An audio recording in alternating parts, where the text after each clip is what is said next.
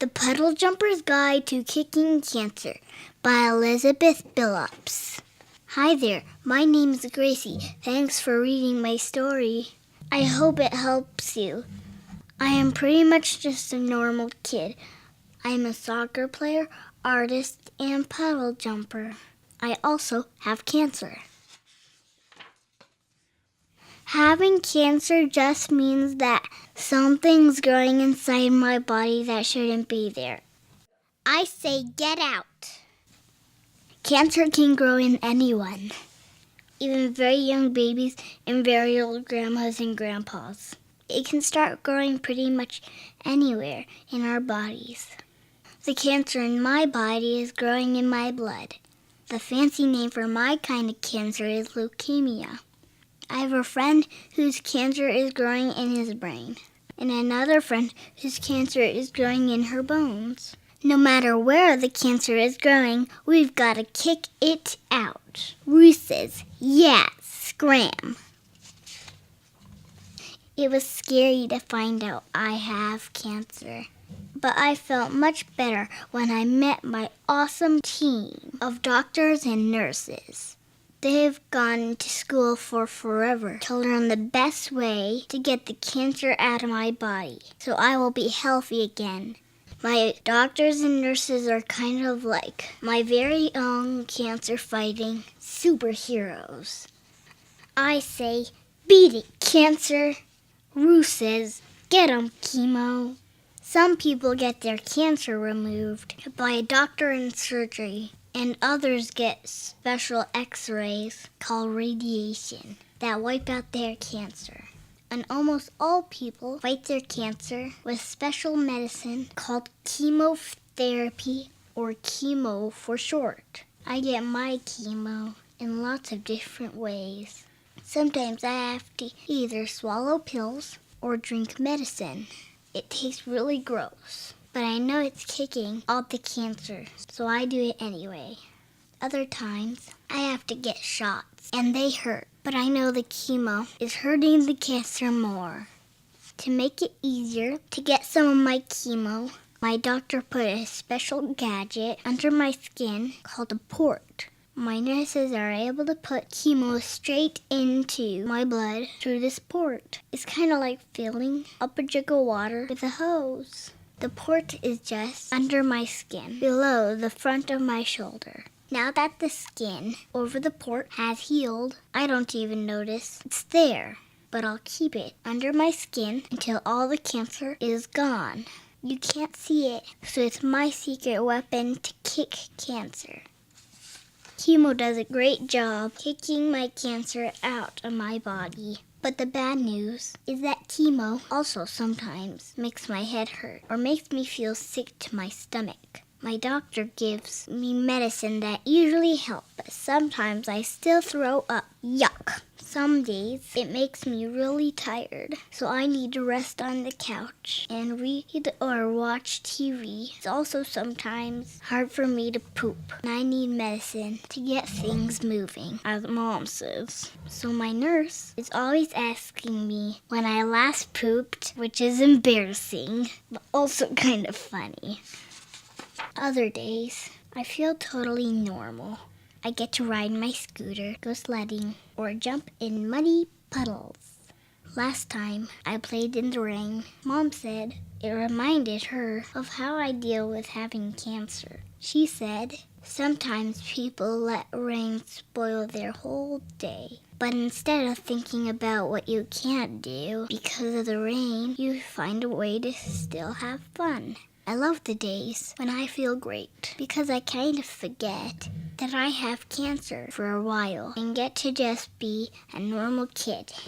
I am even happy on these days to go back to school. Well, at least to see my friends and play at recess.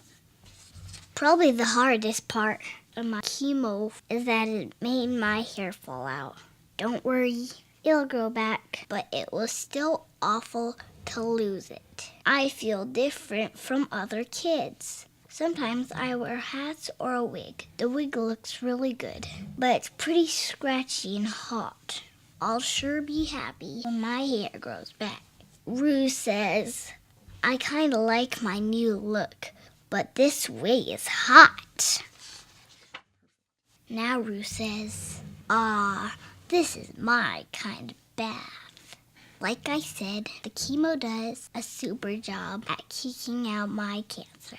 But it also kicks out some of the parts in my body that help me fight germs. So it's really easy for me to get sick while I am taking chemo. Because of this, we wash our hands all the time, and I take more baths or showers. If I am somewhere really germy while my germ-fighting cells are low, I wear gloves or a mask over my mouth. Dad says we also need to clean our fruits and veggies and water and vinegar. And I'm not allowed to eat leftover food, but that is totally fine by me.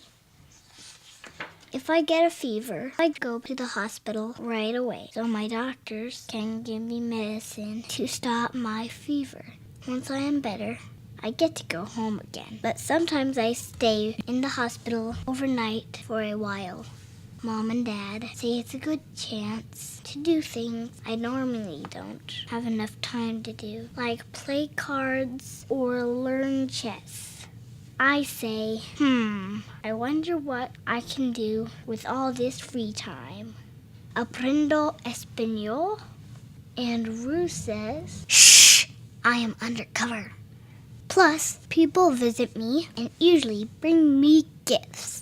I've gotten so many stuffed animals that I have to share them with my sisters. But it's okay. I know cancer is hard on them too. Sometimes they have to miss fun activities because I am too sick to go. And my sisters miss Mom and Dad when they stay with me at the hospital. Even if they don't know how to say it, I know they are sad that I'm sick and want me to get better fast. So it's only fair that they get to share some of the gifts, as long as I get to pick the ones I want first. Kicking cancer is kind of like riding a roller coaster. There are highs and lows. Sometimes I wonder if it's my fault that I have cancer, but I know it's not anyone's fault. There are just times when bad things happen for no reason at all. Of course, it's hard on Mom and Dad, too. I've even seen them cry. They are sad that I have to go through all this. And there are times I feel sad, too. And times I feel mad. And I want to scream. One time, Mom and I both felt like screaming. So you know what? We did. We just started screaming and shouting. And then actually ended up laughing. I say, what a ride. And Rue said, eeks. Since kicking cancer is hard work for our whole family, Mom and Dad make sure we still do a lot of fun things together. It's great to know I don't need to kick cancer all on my own. My family and friends are with me every step of the way. We may not like that I have cancer, but love is what's helping me kick it. Thanks for reading my story. If you or someone you love has cancer, I hope my story helps you. I know it might seem like a sad story, but I like to think of it as an adventure story. There are times when it's hard and times when I get tired of taking my medicine, getting shots, or feeling sick. But it's like the story about the little train who needed to climb a tall mountain to bring good food and toys to the kids on the other side. I am kind of like that little train. I have to do something I've never done before. It's a little scary, and I have to be brave and do it anyway. But I am not alone. I have a huge team of doctors, nurses, pastors, family, friends, and people I haven't ever met. internet, helping me get over this mountain and kick cancer. Yes, cancer is tough, but together we are tougher.